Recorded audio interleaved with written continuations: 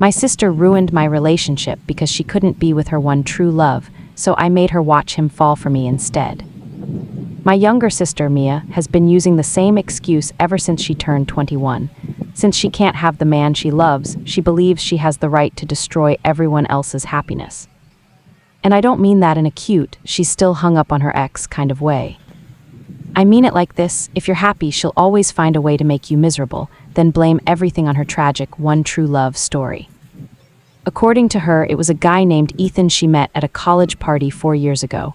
They hooked up once, he never called again, and somehow that became the excuse for every terrible thing she did. It all started with her best friend since kindergarten, Jess. One weekend, Mia stayed at Jess's house, and by Monday, Jess's boyfriend was sending Mia good morning texts. When Jess caught them together in her own bed, Mia actually said, "You don't know what it's like to lose your soulmate." Jess never spoke to her again. Then came our cousin's engagement party. Mia showed up wearing a dress that cost more than my monthly rent, got drunk on wine, and cornered the groom in the bathroom. Later, he told us she kept saying I reminded her of someone special. Thankfully, he pushed her away and told his fiancé immediately. But Mia cried to our parents, claiming that seeing happy couples triggered her trauma. Mom ended up paying for a spa weekend so she could heal. By the time I met Ryan, I already knew how she operated. I kept him away from family gatherings, removed Mia from my social media, and simply told him my sister was going through some personal issues and needed space. For 2 years, it worked. We got engaged last spring and planned a small, simple wedding with only close friends and family. The only mistake I made was mentioning it during Mom's birthday dinner. Mia's face lit up instantly. "I'm so happy for you," she said, hugging me. "When do I get to meet him?" A week later, Ryan showed me his phone with a laugh. "Your sister found me on Instagram using a fake account. Look at these messages." We laughed at how desperate they sounded, and he promised to block her. 3 weeks before our wedding, I came down with a terrible case of the flu. Ryan was supposed to be at his brother's golf tournament, but then a friend texted me saying she'd spotted Ryan's Tesla parked outside Mia's apartment. My stomach dropped. Despite feeling sick, I drove there and used the spare key Mia had once given me for emergencies. I found them on her couch. Her head was resting in his lap, his hand was in her hair, and they were both half-dressed. She looked at me with fake tears already forming. "I'm so sorry," she whispered. "He just reminds me so much of Ethan." I turned around and walked out. Ryan didn't even try to stop me. That's when I decided she was finally going to learn what real loss felt like. The funny thing was, Ethan wasn't some mysterious man who had disappeared forever. We'd actually followed each other on Instagram for almost 3 years. We had mutual college friends, occasionally liked each other's posts, but never really talked. He lived 3 hours away, worked as a physical therapist, and mostly posted videos of his golden retriever. So I sent him a simple message. "Hey, this is a little weird, but my sister had a thing for you in college and just ruined my wedding. Want to help me ruin her plans?" He replied just 12 minutes later. "Mia. The girl who showed up at my mom's house, I'm in." It turned out Mia had actually driven to his hometown and introduced herself to Ethan's mother like they already knew each other.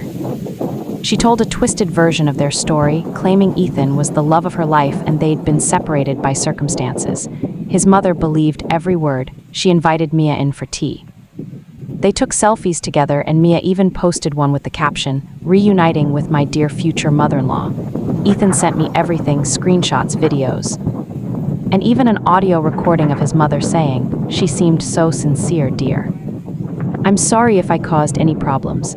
That's when I realized Mia would never stop. She didn't know how to love, only how to possess, and if she couldn't have something, she'd destroy it instead. But this time she hadn't counted on 2 things. First, I wasn't the same sister who kept letting everything slide. Second, Ethan was more than willing to play along. We planned every detail. He'd come visit on the weekend of my dad's birthday lunch. I hadn't spoken to Mia since I caught her with Ryan, but I knew she'd be there. She never missed a chance to look like the perfect daughter. And I would arrive holding Ethan's hand, smiling, laughing, and giving her the exact life she'd always imagined for herself. On Friday, I picked up Ethan at the bus station. He was even more handsome in person. Charismatic, funny, gentle, the kind of man who shines effortlessly, the kind of man Mia couldn't manipulate, and he knew it. In the car, we rehearsed our lines, coordinated our gestures, and on Saturday at 100 p.m., we parked in front of my parents' house. I walked in wearing a new dress, high heels, and a smile on my face.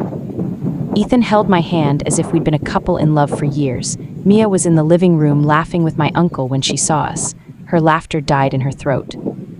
"Everyone," I announced as if it were the most natural thing in the world. "This is Ethan." The name hit her like lightning. She went white, then red, then forced herself to smile as if it were funny. "Ethan," she said, forcing an awkward laugh. "Wow, what a coincidence." He smiled politely. "Hi, Mia. Good to see you again." That destroyed any control she still pretended to have. She stammered something, but I was already sitting down with him beside me, taking photos, posting stories. My every move was a blade to her vanity. During lunch, she tried to make conversation with him, reminisce about something from college that never actually existed. But Ethan made sure to look at me the whole time, call me love, put his arm around my shoulders. And every time he did that, Mia pressed her lips together as if she were swallowing glass shards. After the birthday toast, she finally couldn't take it. She locked herself in the bathroom. I followed her. I knocked on the door until she opened it. "What do you want now?" she asked with smeared makeup and a pleading look. "Just came to see if you're okay," I replied with fake concern. "After all, it must be hard to see a soulmate in your sister's arms, right? You're doing this just to hurt me, and you destroyed my engagement just because you couldn't stand to see me happy." "So no, Mia, this here is justice. He was mine," she screamed, punching the wall. "I saw him first. I felt it first." "No, Mia, you saw him once and he never wanted you. You invented a love story in your head and used that as an excuse to be cruel to everyone around you. But now you're going to sit and watch him love me because, unlike you, I didn't have to beg." She collapsed on the floor crying loudly. Mom knocked on the door asking if everything was okay. I opened it and walked out with my head held high. I went back to the living room and sat next to Ethan. He kissed my forehead and whispered, "She's going to lose it even more. Are you ready?" I smiled. I've never been more ready. The next day, the repercussions were already visible. Mom called me early, asking for empathy. She said Mia had spent the entire night crying, that she was fragile and that I should have avoided provoking her. "Provoking?" I asked, laughing humorlessly. "You think showing up with my boyfriend at a family gathering is provoking? Or is it that Mia just can't stand to see anyone happy without her being the center of attention?" She sighed on the other end of the line, as if I were the problem. "Honey, your sister has a sensitive heart. She gets attached easily." "Sensitive?" I interrupted. "Mom, she slept with my fiancé. She destroyed my wedding and you're worried about her feelings." I was feverish alone at home and she was lying with him on the couch, remembering, "Ethan, you're not going to flip this around. Look, let's talk another day," and she hung up. At that moment, I realized no one there was going to defend me. The whole family always treated Mia like a broken ornament, but they forget she also has claws. She always had them. Only now those claws were turned on herself. On Monday, Ethan was still in town. I decided to take him to brunch with some of my friends, those who knew everything Mia had been up to since high school. He was a showstopper, polite, gentle, charismatic, and completely devoted to me. The girls exchanged glances, enchanted. Some even whispered things like, "This revenge is too beautiful," but the best part came in the afternoon. Ethan posted a photo of us on Instagram, the two of us hugging in a park. Simple caption, "Sometimes love appears when you least expect it." The comments started discreetly. A cousin, a former classmate, heart emojis, but then Mia showed up. Camia. Soulmate commented, "This is disgusting, you know what he means to me." Ethan liked her comment and replied with surgical precision, "We hooked up once, Mia, once. And you followed me down the street the next day. That's not love, it's obsession." Boom. In less than an hour, the post became a topic in our social circles. People who had known Mia since high school started commenting things like, "Finally, someone said it. I always thought the way she talked about him was strange." Karma exists. She didn't reply to the post publicly, but she sent me a series of voice messages on WhatsApp, crying, screaming, asking how I could use him against her. One message ended with, "You're ruining my life just to get revenge." I replied with one simple text, "No, I'm just showing what it looks like to rebuild after being destroyed." Something you never learned to do. Then I blocked her without another word, but I still wasn't done. I knew she wouldn't let it go that easily. Sure enough, on Thursday night, I got a notification. Mia had posted a selfie on Instagram with puffy eyes, a tear-stained face, and dim bedroom lighting. The caption read, "It's heartbreaking to watch your own sister steal the man you love, laugh at your pain, and get praised for it. I'm not perfect, but no one deserves this." The post got over 1,000 likes. People commented, "Stay strong, you'll get through this, and take care of yourself." The worst part. Some people close to me even shared it. The next morning, I drove to my parents' house. Mom answered the door, surprised. "What are you doing here?" "I came to talk to everyone." I walked inside. Dad was sitting in the living room. Mia came downstairs wearing sweatpants, her hair tied back with that familiar "I'm the victim" expression. "Did something happen?" she asked softly. "Yes. I'm done letting you manipulate everyone and act like you're the innocent one." I stood in the middle of the room and looked at my parents. "Mom, Dad, did you see her post? Do you really think it's fair? Do you remember who destroyed whose engagement?" "Honey, this isn't the way to solve," Mom started. "No, this time you're going to listen." I turned to Mia. "You went after Ryan, you betrayed me. You cried fake tears, apologized, and expected everyone to move on while you stayed the family favorite. But now the tables have turned. Now you're the one crying and no one's coming to rescue you this time. A sad Instagram post can't erase the screenshots, the voice messages, or the people who know the truth. Everyone has seen who you really are. The mask is finally off." Mia stood there silently crying. Dad looked down. "I'm tired of always being the forgotten daughter while you put on one performance after another. Enough. The spotlight is finally on me, and this time people know the truth." I walked out without waiting for a response. When I got into the car, Ethan was behind the wheel. The radio was playing softly and there was a coffee waiting for me in the cup holder. "So," he asked. "It was worth it," I said. "She finally realized she doesn't control everything anymore." He smiled. "You know, getting revenge on her was more satisfying than I expected." "Yeah," I replied, "and the best part. This is only the beginning." Part 2 started with an invitation. It was the grand opening of my friend Andre's new restaurant. He's a well-known chef with a strong local influencer following, so the event was getting plenty of attention online. Mia was obsessed with events like that. She loved pretending to live a glamorous life. She'd post mirror selfies in designer stores as if she owned the clothes, order expensive meals just for pictures, then quietly return them afterward. It was all about appearances. This time, though, her name wasn't on the guest list. Mine was, and so was Ethan's. We arrived together and the photographer at the entrance stopped us for a few photos. One of them was later posted on a local events page with the caption, "Melissa and Ethan steal the spotlight as the couple of the night." Of course, Mia saw it the next day. She posted the usual indirect message on her story. "Some people need attention to feel alive. I prefer depth." Coming from the same person who threw herself at my fiancé just weeks before the wedding and was now crying online because a guy she barely knew had become my boyfriend. The following Saturday, we attended our cousin Amanda's wedding. Mia had always been close to Amanda. She probably expected Amanda to ask me not to bring Ethan. Instead, Amanda called me herself. "Mel, please come and bring him. Everyone already knows the truth, and I'm tired of pretending for Mia. She needs to realize the world doesn't revolve around her." Mia showed up alone, wearing a tight dress, flawless makeup, and a fake smile, pretending she didn't notice us when we walked in. Ethan kept an arm around my waist and kissed my cheek every now and then. All she could do was watch. But the moment that made the entire night unforgettable happened during the bride and groom's first dance. Amanda quietly called us over to dance beside them. Ethan and I stood in the center, swaying together when Mia tried to come over. For the first time, she looked completely caught off guard. "Ethan, can I talk to you?" she asked, wearing the smile she always believed was impossible to resist. He gently let go of my hand, looked at her, and calmly replied, "No." "I'm busy loving your sister." Mia froze. I took a slow breath, looked at her, and added, "And for the first time in years, I'm being truly loved." "Something you never understood because you always confused attention with love." She took 2 steps back, tears filling her eyes, and stumbled over the hem of her dress. No one laughed. Somehow it was even worse. Everyone simply ignored her. That hurt more than anything. She quietly left the hall a few minutes later. As for me, I kept dancing. For the first time in a long while, I truly felt like I had won, but my favorite part was still ahead. A few weeks later, I was invited to appear on a podcast about healing and new beginnings. I never mentioned any names, but I shared the story: the narcissistic sister, the unfaithful fiancé, the carefully planned revenge, and of course the unexpected love. The episode went viral. People from all over the country sent messages saying they related to my story and congratulated me for moving forward. Mia heard it. I know she did because that same day she sent me a DM. "Did you really have to expose yourself just to get applause?" I replied without hesitation. It's not exposure, it's freedom. I spent years living in your version of the story. Now the story is mine, and so is the stage. She never answered.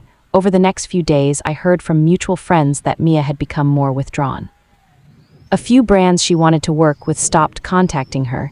People began talking about her unhealthy obsession with Ethan. The image she had worked so hard to build with filters and rehearsed words slowly started falling apart. And it wasn't me who ruined it, she did that herself. As for me, I kept living. Ethan was no longer just part of my revenge. Somewhere in the middle of all the chaos, he had become my safe place. What started as an ally became a true partner. Every day, I realized that everything Mia tried to destroy had only made me stronger. And she, who always wanted to win through manipulation, was left with nothing but silence. The first time I realized I wasn't thinking about Ryan anymore was on an ordinary morning, a few weeks after Amanda's wedding. We were in my apartment. The morning sunlight streamed through the windows, and Ethan was in the kitchen, shirtless, making pancakes like he had done almost every weekend since he started staying over. As he quietly hummed an old 2000s song and danced around in the most ridiculous way, making me laugh, I realized Ryan had become nothing more than a faded memory tucked away in the corner of my mind. It wasn't about revenge anymore. It was about the way Ethan reached for my hand without thinking. The way he listened to my childhood stories with genuine interest, even though he'd heard them many times before. The way he looked at me while I sat reading on the couch as if nothing else in the world mattered. I never expected any of this. When I first messaged him to help ruin my sister's fantasy, I thought it would all be temporary.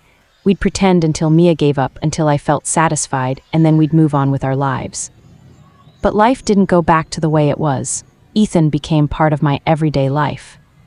He met my friends, fit naturally into my work circle, and slowly left toothbrushes, t-shirts, and pieces of himself around my apartment.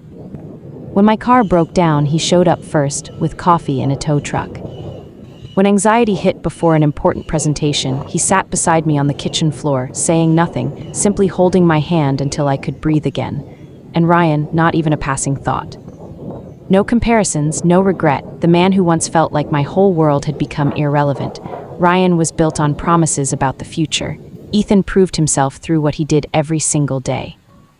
One evening, we had dinner at a new restaurant in town. It wasn't fancy, just cozy with great food. As we sat there, Ethan reached across the table, held my hand, and smiled. You know what's funny? We started all this to fool your sister, but I was never pretending. I stayed quiet for a moment, my heart beating faster. I'm not pretending anymore either, I admitted with a shy smile.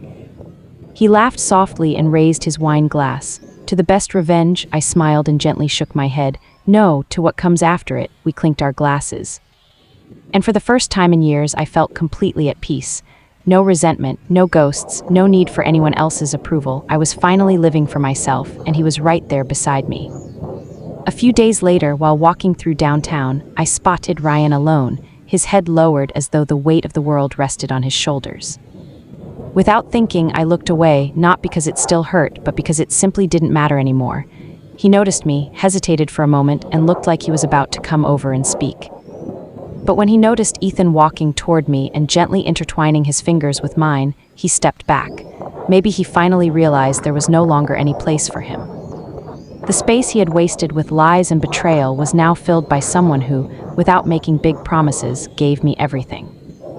That night, I hugged Ethan a little tighter and whispered without thinking, "Thank you for coming into my life." He looked at me with that calm smile that said everything without a single word. And in that moment, I realized revenge gave me justice, but what came afterward gave me love. Months passed, and what had started as a response to my sister's poison became the sweetest part of my life. Ethan was no longer part of a plan, a strategy, or a carefully planned act of revenge. He had become my home, my peace, and my partner through both silence and laughter. We spent almost every night together. Sometimes at my place, sometimes at his, where his golden retriever insisted on sleeping between us like a loyal little guardian of our unlikely love story. One simple evening, while we were eating pizza straight from the box and watching a silly documentary about marine life, he officially asked me to be his girlfriend. "Do you think it's too soon?" he asked with the pizza box resting on his lap and a smile on his face. "Or maybe, is it already too late?" I laughed. I think we've already been through more than most couples do in 20 years. It's just a title, but yes, I'd love to. And just like that, it became official. We rarely talked about Mia anymore. She slowly disappeared from our conversations, our social media, and our lives. She blocked Ethan everywhere, even though he had never tried to contact her. She told people I had stolen the love of her life just to make her suffer. Of course, she conveniently forgot to mention that she had destroyed my wedding long before any of this happened. But honestly, I didn't care anymore. At first, I thought I would. I thought I'd keep waiting for an apology that would never come. Instead, I discovered that letting go of the need for Mia's approval was the greatest gift that whole nightmare had given me. She never forgave me. She skipped my birthday, ignored my mother's Christmas messages, and stayed away, angry, bitter, and hurt. And me, I moved on. Ethan and I traveled to the countryside.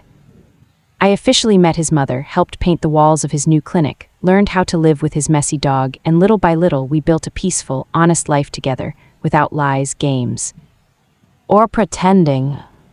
One afternoon, we were lying in a hammock, listening to the wind and the birds when he quietly asked, "Do you still think all of this was just revenge?" I thought for a moment before smiling. Maybe that's how it started, but it became the best thing I've ever done for myself. He kissed my forehead and we stayed there in comfortable silence. Revenge had turned into love. Ironically, that was probably what hurt Mia the most. She always wanted to be the center of attention, the prettiest, the most desired, the one everyone admired. But far away from the stage she had spent her whole life trying to control, I found something she had only ever pretended to have. I was never the favorite child. I was never the perfect sister. But I became the only one who knew how to turn pain into strength, rejection into freedom, and revenge into love. And no one could ever take that away from me. 6 months later, just when I believed every storm had finally passed, I received an unexpected phone call. It was Ryan. I ignored the first call, then the second. When he called a third time, Ethan looked at me and quietly said, "Answer it, you deserve to close this chapter." "Hello," I answered calmly. "Melissa, it's me." His voice sounded exhausted. "Can we talk in person?" For a second, I almost hung up, but Ethan was right. Some endings deserve one final conversation. We agreed to meet at a quiet cafe, far from every place that reminded us of our past. When I arrived, Ryan was already waiting. His hair was messy, dark circles surrounded his eyes, and he looked years older than when I had last seen him. "Thanks for coming," he said quietly. "What do you want, Ryan?" He sighed deeply. "I wanted to apologize and explain." "Explain what? That you were holding my sister's hand 3 weeks before our wedding? It wasn't like that," he whispered. "She came to me while you were sick. She said she had something important to tell me about you, things I deserved to know before marrying you." A familiar knot formed in my stomach, typical Mia. "And you believed her?" "She showed me messages, or at least what looked like proof. She said you had ruined someone's life in high school, that you were manipulative and vindictive." The conversations were taken completely out of context. Finally, he looked at me. I got scared, confused. "So you slept with her?" "No," he quickly shook his head. "She confessed she'd been in love with me since the day we met. She said she'd stayed quiet because she respected you. She promised that if I called off the wedding, she'd be there for me." He lowered his eyes. I was drinking, my head wasn't clear. I interrupted him. "Ryan, none of that excuses what you did." "I know." His eyes filled with tears. 5 minutes after you left, I realized she had manipulated me, that everything she'd told me was a lie. I destroyed the best thing in my life because I trusted the wrong person." I stayed silent. "You know what hurt the most?" He looked up. "It wasn't even your betrayal. It was the fact that after 2 years together, you trusted her words more than you trusted the woman you were about to marry." He lowered his head. "I tried calling you. I came to your house. Then I saw the photos of you and Ethan, and I knew I was too late." "It was already too late the moment you put your hand in her hair," I replied as I stood up. "But thank you for telling me the truth. Now I know without a doubt that I made the right choice." He looked at me one last time. "Are you happy with him?" For the first time during the entire conversation, I smiled. "Happier than I ever imagined." Then I walked away without anger, carrying only one certainty: some doors have to close completely before better ones can finally open. My father was never one for many words, so this surprised me. I always knew Mia was problematic. He continued, "But I thought it wasn't my problem, that it was women's business, that your mother would solve it. But in the end, you both suffered, and you especially." "Dad." "No, daughter, let me finish." He sat on the edge of the sofa. I failed as a father. I failed to protect you. I failed to educate her. And I failed to teach you both that sisters should support each other, not destroy each other. I felt a lump in my throat. Your mother told me about Ryan, about what she did to you. He shook his head. If it were me, I would never forgive, but you. You found a way to transform all that pain into something good, and I'm proud of that. I'm proud of you. They were the words I had waited my whole life to hear. Thank you, Dad. Do you think there's still time for me to be a better father? I smiled, even with my eyes welling up. There's always time. That night I told Ethan everything. He listened in silence, just holding my hand. How do you feel? He asked when I finished. Free, I replied, surprised by my own response. For the first time, truly free. And about Mia, I thought for a moment. I hope she finds her peace away from me, but I hope she finds it. He smiled and kissed my forehead. You're incredible. You know that? We're incredible, I corrected us. And it was true because in the end, it wasn't just about beating Mia or getting revenge on her. It was about learning that I deserved to be loved properly, defended, respected. It was about discovering that family isn't just who's born with you, but who chooses to stay by your side. It was about realizing that sometimes to find the love of your life, you first need to stop accepting crumbs from those who never valued you. And today, when I wake up next to Ethan with the dog sleeping at our feet, I know all the battles were worth it because they brought me here. To him, to us, to peace. And that's where the story comes to an end. Personally, I don't think everything should have happened this way. Revenge may have brought justice, but honest communication should have prevented so much pain. Still, in the end, Melissa found someone who truly loved and respected her, and that's what matter most. Now I did love to hear your opinion. Do you think Melissa was right to get revenge, or do you think she went too far? Let me know your thought in the comments. I read as many of them as I can. If you enjoy this story, don't forget to like the video, subscribe to the channel, and turn on the notification bell so you never miss another reader story. Thank you so much for watching, and I will see you in the next one.